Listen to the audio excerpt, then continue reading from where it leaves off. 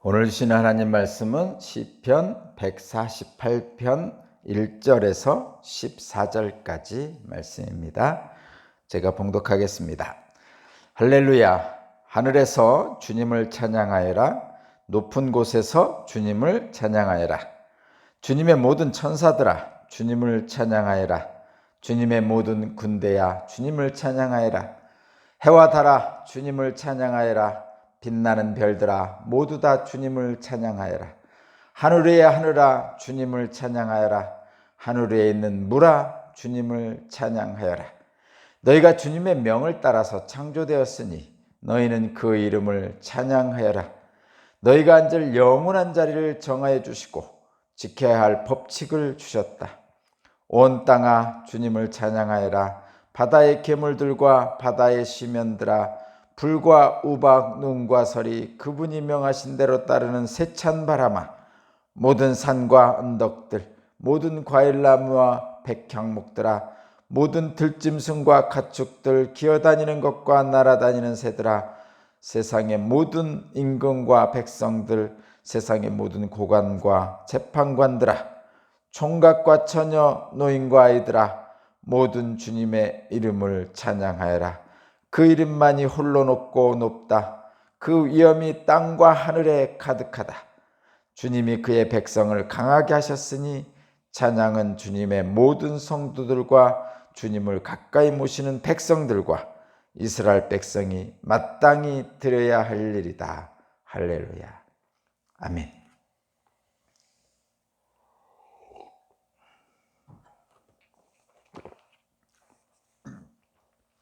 오늘 말씀의 제목은 하나님의 영광을 바라보며 창조주 하나님을 찬양하라 라는 말씀의 제목입니다.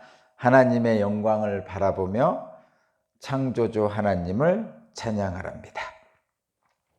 오늘 말씀은 잘 보면 이 시편 148편의 시인이 하나님을 찬양하는데 창조주 하나님을 찬양하고 있습니다.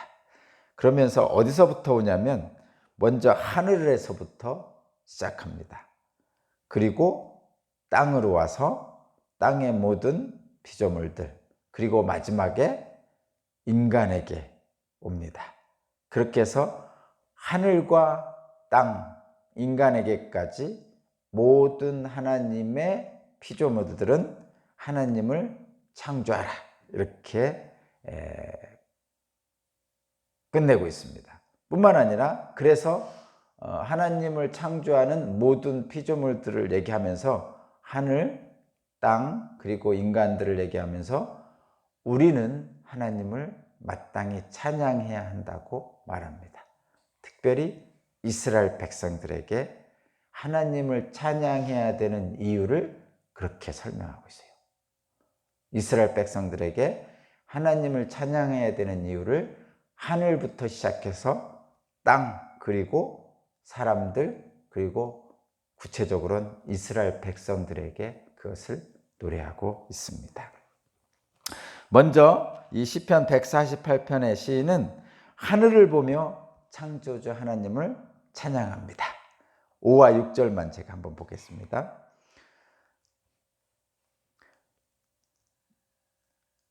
1절부터 6절까지인데 천사들, 해와 달들, 별들, 하늘 위의 하늘들에게 찬양하라고 말씀하고 있습니다. 5와 6절을 읽어보면 너희가 주님의 명에 따라서 창조되었으니 너희는 그 이름을 찬양하여라. 너희가 앉을 영원한 자리를 정하여 주시고 지켜야 할 법칙을 주셨다. 그렇기에 너희 하늘은 하나님 창조주를 찬양하라. 이렇게 말씀하고 있습니다. 이 시인은 하늘에 있는 창조물들을 바라보면서 하나님을 찬양하고 있죠. 우리도 마땅히 그렇습니다. 우리는 하늘을 잘 모르잖아요. 우주를 잘 모릅니다. 어떤 사람은 우주선을 타고 지구 위를 올라가면 그 지구 위에 하늘 위에서 하나님을 느낀다고 하는 분도 있고 어떤 분은 올라가 보니까 하늘 위에 하나님이 안 계시다 이렇게 말하는 분도 있었다고 합니다. 그런데 여러분 그건 굉장한 착각이죠. 성경에 나오는 하늘 위에 계신 하나님이라 할 때 그 하늘은 이 공간적인 하늘을 얘기하는 게 아니고 우리가 생각하는 저 하늘 우주 밖을 얘기하는 게 아니고 하나님의 초월적 세상을 얘기하는 겁니다. 하나님은 이 공간과 시간을 창조하셨다고 그랬잖아요. 하나님은 공간과 시간을 창조하신 분이죠. 그래서 하나님이 계시는 하늘은 이 공간과 시간 안에만 있는 것이 아니고 그 밖에 계시죠. 그래서 우리가 아는 하늘은 하나님이 계신 곳이 아니고 우리가 찬양하는 하나님이 계신 하늘은 모든 곳을 얘기하는 겁니다. 모든 곳이란 얘기는 우리 인간들을 초월한 모든 곳, 우리 인간의 시공간을 초월한 그곳을 하늘이라고 그러는 거예요. 그러니까 뭐 우리들이 아는 저 우주선 타고 올라가 봤더니 거기에는 하나님이 안 계시다 이렇게 말하는 것은 정말 그 인간의 그 자금, 인간의 자금을 나타내는 것뿐입니다.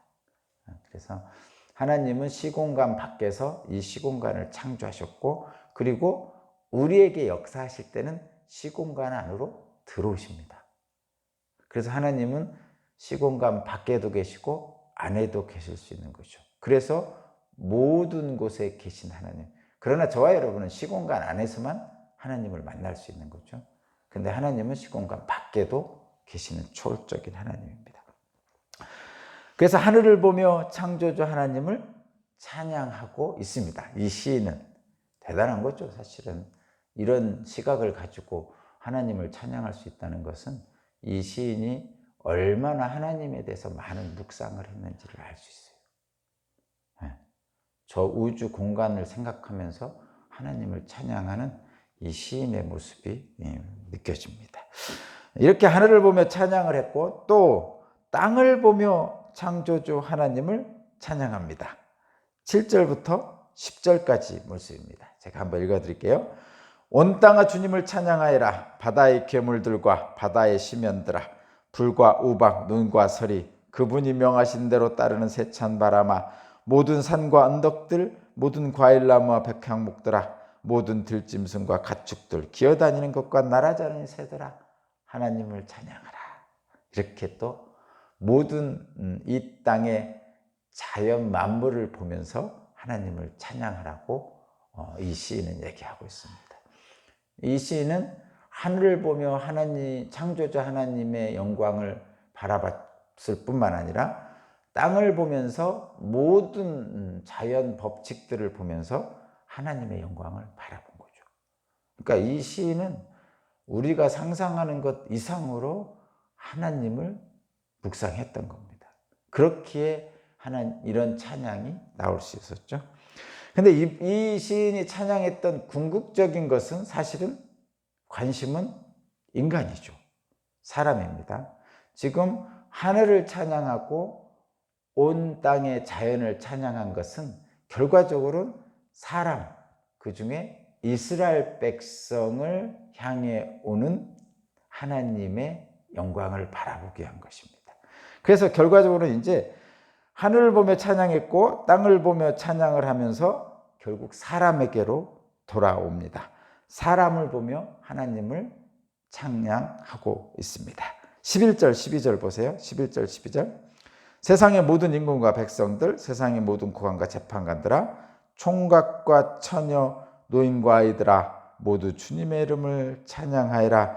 그 이름만이 홀로 높다. 그 위엄이 땅과 하늘에 가득하다. 이렇게 모든 사람들은 하나님을 찬양해야 된다고 이야기하고 있습니다.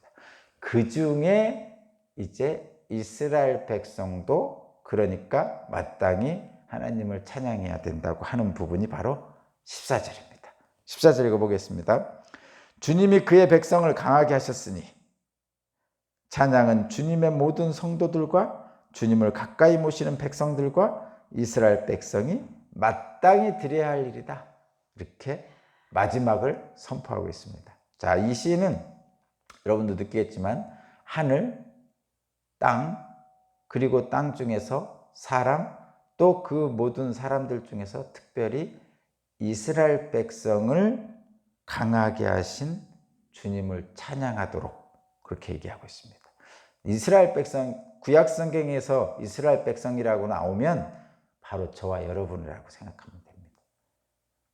그러니까 지금 이 말씀 속에서 이스라엘 백성들에게 하나님을 찬양해야 되는 그 모습을 보여주면서 결과적으로 저와 여러분이 하나님을 찬양해야 되는 이유를 이 시편 140편을 쓴 시인은 얘기하고 있는 거죠. 이게 잘 안 들어오죠? 시적 감성이 있으면 들어오는데 우리는 이걸 묵상하면 할수록 이제 깨닫게 되는데 한 번 읽고 두 번 읽고 세 번 읽고 이렇게 읽으면 읽을수록 이 시인의 감정에 동화돼서 저와 여러분도 그렇게 됩니다. 근데 이 내용은 핵심적인 것은 그겁니다. 결과적인 핵심적인 건 그것입니다. 뭐냐면 모든 피조물, 하나님이 지으신 모든 세계는, 모든 피조는 그 존재 자체가 창조주 하나님의 영광을 나타내는 거예요. 자, 다시 한번. 이 세상의 모든 피조물들, 우리가 바라보고 있는 존재하는 모든 피조물들은 그 만들어진 자체가 하나님의 영광을 나타내는 거예요. 예를 들면 이런 거예요. 우리가 바라보는 하늘, 하나님이 창조하셨잖아요. 그러니까 하늘은 하나님의 영광을 나타내고 있어요. 땅, 흙, 바다, 그 존재 자체가 하나님이 만드셨기에 하나님의 영광을 나타내는 거예요. 그러니까 하나님의 영광을 나타낸다는 건 그 존재 자체로 아름답다는 겁니다. 마찬가지로 산, 바다, 강, 그리고 나무, 심지어는 우리에게 약간의 피해를 주는 태풍, 비바람, 눈, 이런 것들조차도 하나님이 만드셨기에 그것들이 행하는 모든 존재 자체가 하나님의 영광을 나타내는 거죠. 이런 거하고 똑같습니다. 이 컵을 만드는 사람 있잖아요. 여기 우리 도공들 있잖아요. 그 사람들이 컵을 딱 만들면 이걸 만들어 놓은 자체가 이 자체가 이걸 만든 사람의 영광을 나타내는 거죠. 여러분들은 저도 가끔 이렇게 김치찌개를 만드는데 김치찌개를 딱 만들어 놓잖아요. 그럼 김치찌개 자체가 내가 만든 거니까 김치찌개가 있다는 것 자체가 나를 나타내는 거죠. 그래서 그러잖아요. 당신이 만든 게 최고야. 우리 아내가 저한테 당신이 끓여준 라면이 최고 맛있어. 그러잖아요. 그러니까 그 라면이 딱 있는 그 자체가 제가 만들었어요. 라면을 끓였습니다. 그러니까 제가 만든 라면이 끓여져 있는 그 자체를 보면서 우리 아내는 당신이 만든 라면이 최고 맛있어. 이게 영광이잖아요. 그런 거예요, 여러분. 그러니까 이 세상 모든 만물은 하나님이 만드셨는데 그 만들어진 그 존재 자체, 라면이 끓여져 있는 그 존재 자체가 나의 영광을 나타내는 거예요. 내가 만들었으니까. 그러니까 하나님이 이 세상을 만드셨으니까 이 세상이 있는 것 자체가 하나님의 영광을 나타내는 거예요. 쉽지 않죠. 그래서 이렇게 생각하면 돼요. 하나님이 나를 만드셨죠. 이스라엘 백성을 만드시고 저와 여러분을 만드셨습니다. 그래서 이스라엘이 있는 존재 자체, 저와 여러분이 있는 존재 자체가 하나님의 영광을 나타내는 거예요. 여기까지 오는 거예요. 이 시인은 그것을 얘기하고 싶은 거예요. 이스라엘 백성들아, 너희들을 만드신 하나님을 찬양해야 된다. 왜냐하면 지금 너희들이 있는 것 자체가 하나님의 영광을 나타내고 있기 때문이다. 이렇게 얘기하는 거죠. 그 이스라엘에 나를 넣으면 됩니다. 저와 여러분을. 나는 하나님을 찬양해야 된다. 왜냐하면 내가 여기에 없지 않고 존재하는 자체가 하나님의 영광을 나타내는 거기 때문이다. 그래서 우리는 함부로 살 수 없는 거죠. 왜냐하면 내 모습이 하나님을 영광을 나타내는 거니까. 이사야 43장 21절에 이렇게 말씀하고 있죠. 이 백성은 나를 찬양하기 위해서 내가 만들었다. 이렇게 하나님이 말씀하십니다. 자, 그러면 결론 쪽으로 이제 거의 들어가세요. 내 존재 자체가 하나님을 찬양하는, 내 존재 자체가 하나님의 영광을 나타낸다고 그랬죠. 그러면 나는 어떻게 해야 되냐? 그런 나를 만드신 창조주, 나를 만들어 그 자체가 하나님의 영광이기 때문에 나는 뭐냐? 하나님의 영광을 바라보며 살아야 되는 거죠. 그렇다면 뭐냐? 하나님의 영광을 바라보며 사는 것은 살기 위해서는 하나님을 찬양해야 됩니다. 하나님을 찬양한다 할 때 그 찬양은 예배 드리는 거예요. 예배에 모든 요소가 있잖아요. 뭐 찬송가도 부르고 기도도 하고 말씀도 읽고 여러 가지가 있잖아요. 그런 모든 과정이 예배거든요. 그러니까 하나님을 찬양하라 할 때 이거는 예배드리라 이런 뜻입니다. 그래서 창조주 하나님을 저희가 예배드리는, 그러니까 우리 입장에서 이제 예배드릴 때 하나님의 창조주 하나님을 우리가 예배하는 것은 일단은 나를 만드신 하나님께 예배하는 거죠. 그죠? 두 번째는 앞으로 나를 재창조하시는 하나님께 예배드린 거예요. 우리가 예배드리는 것은 두 가지입니다. 첫 번째는 이미 나를 창조하셨음에 내 모습 그대로의 모습 속에서 하나님의 영광을 나타내시기에 하나님을 예배하는 거고, 두 번째는 앞으로 나를 새롭게 빚어가실 하나님을 바라보며 예배하는 거예요. 그러니까 두 가지입니다. 나를 이미 만드셨고 그것을 찬양하고 예배하고, 두 번째는 예배를 통해서 나를 다시 새롭게 만들어 가시는 재창조의 모습을 향해 가기 위해서 예배하는 겁니다. 첫 번째도 사실은 느끼기 쉽지 않은데 두 번째까지 느껴야만이 사실은 그 믿음의 성숙한 인간의 모습을 우리가 알게 되고 성숙한 믿음으로 나아가게 됩니다. 그때 비로소 능력이 나타나는 거죠. 무슨 능력? 하나님의 말씀의 능력이 나타나는 거예요. 자, 다시 한번 얘기할게요. 첫 번째, 우리가 하나님을 예배하는 것은 첫 번째, 나를 창조하셨기에 예배합니다. 모든 세상 만물이, 피조물이 창조주 하나님을 찬양하는 것과 똑같은 거예요. 같은 겁니다. 두 번째는 우리가 예배하는 것은 앞으로 나를 새롭게 빚어가실 하나님을 찬양하는 거죠. 그래서 앞으로 나를 날마다 새롭게 빚어가고 창조되시는 그 하나님이 계시기에 나는 무엇을 바라보며 예배하느냐? 하나님의 영광을 바라보며 예배하는 거죠. 하나님의 영광을 앞으로 나를 만들어 가신 하나님을 찬양하면서 예배하는 것은 우리가 무엇을 바라보며 예배하느냐? 하나님의 영광을. 그 하나님의 영광이 우리의 목적지죠. 나를 계속 빚어 가시는 하나님의 목적지가 하나님의 영광이에요. 그러니까 나를 하나님의 영광까지 이끄시는 거예요. 그러면 하나님의 영광을 바라보며 예배로 나아가는 우리들은 그럼 하나님의 영광이 뭡니까? 이 땅에서 잘 먹고 잘 사는 겁니까? 그것도 포함되죠. 근데 궁극적인 건 이런 것이죠. 내가 거룩하니 너희도 거룩하라 하신 하나님의 거룩함이 하나님의 영광이죠. 그러니까 하나님의 거룩함이 뭐냐면 이 세상에서 추구하는 가치관들은 성공이죠. 출세. 그래서 육체적으로 좀 이렇게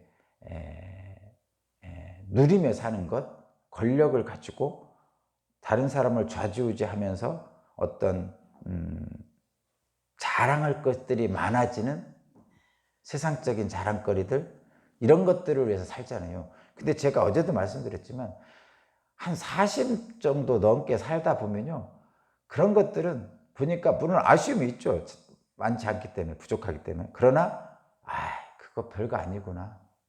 참 인간의 인생이라는 게 하찮구나, 헛되구나, 티끌과 같았구나, 이렇게 생각이 듭니다. 그래서 40 넘고 50줄에 들어가면 이제는 이제 죽어도 내가 더 할 것도 없다, 내 욕심 챙기는 거 외에는 없다면, 그러면 인생이란 건 정말 덧없는 것이다, 이렇게 생각이 드는 거죠. 세상을 다 가졌던 솔로몬이 그래서 인생 말년에 전도서를 쓴 거예요. 헛되고 헛되면 헛되고 헛되고 모든 것이 헛되었다. 이렇게. 그런데 여러분, 솔로몬이 그 헛되다는 말 속에 마지막에 뭐라냐면 하나님을 찬양하는 것이 가장 좋다라고 결론을 내면서 끝냅니다. 그것은 뭐냐? 하나님의 거룩함이죠. 예배를 통해서 하나님의 영광을 바라보며 나아가는데 그 거룩함은 뭐냐면 우리는 하나님의 형상대로 지음받은 사람이에요. 그렇기 때문에 우리 안에 하나님의 영광인 거룩함이 발현될 수 있습니다. 우리는. 그래서 그 거룩함을 향해 나아가는 거예요. 하나님의 형상대로 지음받은 우리의 모습을 향해 나아가는 겁니다. 그 하나님의 형상대로 지음받은 우리의 본래적 가치를 향해 나아가는 것은 세상 사람들이 생각하는 그 이상의 거룩함이라는 거죠. 이걸 거룩함이라고 해요. 그래서 이렇게 생각하는 거죠. 내가 오늘 사는 나와 내일 사는 나는 다른 거죠. 왜? 오늘은 내가 이렇게 살았지만 내일은 또 다른 놀라운 세상을 경험하며 사는 겁니다. 그러니까 어린아이가 오늘은 기었지만 내일은 걷는 것 같은 거예요. 오늘은 걸었지만 내일은 뛰는 것 같은 거예요. 그런 어떤 비약이라고 그러죠. 그런 세상을 하루하루 하나님의 거룩함을 알게 되면서 살아가는 겁니다. 놀라운 거죠. 사실 만약 그런 하나님의 거룩함을 향해 가는 목적이 없다면 앞으로도 내가 점점 더 현재의 내가 아니라 더 뭔가 일을 향해 가서 내 자신이 더 어떤 고양되고 수준이 높아지고 품격이 있어지고 이런 가능성이 없다면 지금 죽어도 뭐 별거 없잖아요. 잘 먹고 잘 살아봤자 별거 여러분 맛있는 거 다 먹어봤잖아요. 뭐 옛날 왕들이 먹는 거 요즘 다 먹고 삽니다. 근데 목숨을 더 연명해서 뭘 더 먹고 살겠습니까? 우리가. 그죠? 그런데 그런 더 먹고 사는 것이 목표라면 아무것도 아닙니다. 근데 우리 인생은 우리가 알 수 없는 더 높은 품격, 더 높은 알 수 없는 차원의 기쁨, 이런 것들이 앞으로도 있다는 얘기예요. 그래서 제가 분명히 말씀드리는데 저는 하나님을 찬양하며 예배하며 나아가는 이 모습 속에서 저의 전성기는 바로 죽음 직전입니다. 눈 감는 그 순간에 가장 높은 하나님에 다가간 거룩함으로 가 있을 거예요. 그래서 저희들은 날마다 새로워지는 은혜의 자리로 가게 됩니다. 이 시인도 그것을 찬양하고 있는 거예요. 그래서 하늘, 땅, 모든 인간 그리고 이스라엘 백성, 즉 저와 여러분을 향해서 하나님을 찬양하고 예배하는 것이 가장 아름답다고 고백하는 겁니다. 저와 여러분의 삶도 그렇게 되시기 바랍니다. 제 존재와 모든 상황이 하나님을 찬양할 이유가 됩니다. 뿐만 아니라 새롭게 재창조하시며 저희들을 빚어가실 하나님을 찬양합니다. 하나님의 거룩함을 향해 나아가는 우리 모두가 되게 하여 주옵소서. 감사드리며 예수 그리스도 이름으로 기도합니다.